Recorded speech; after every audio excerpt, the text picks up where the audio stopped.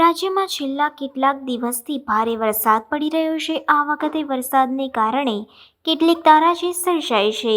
કેટલીક જગ્યાએ બ્રિજ તૂટી ગયા છે તો કેટલીક જગ્યાએ રોડ તૂટવાના બનાવ સામે આવ્યા છે.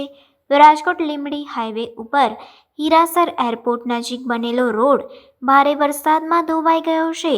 વરસાદમાં ખખડધજ બની ગયેલા આ રોડ પર કોઈ મોટી દુર્ઘટના સર્જાય તેની રાહ તંત્ર જોઈ રહ્યું હોય તેમ લાગી રહ્યું છે, કારણ કે આ રોડ પર કોઈ સાવચેતીના બોર્ડ પણ લગાવવામાં આવ્યા નથી.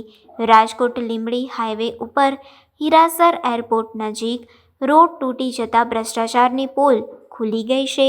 આ રોડનો એક વિડીયો સામે આવ્યો છે, જેમાં જોઈ શકાય છે કે થોડા વરસાદમાં જ રોડ ઉબડખાબડ થઈ ગયો છે અને એક તરફનો રોડ જ તૂટી ગયો છે. આ રોડ બનાવવામાં કોન્ટ્રાક્ટરે કેટલો ભ્રષ્ટાચાર કર્યો હશે તેનો જીવતો જાગતો પુરાવો જોઈ શકાય છે.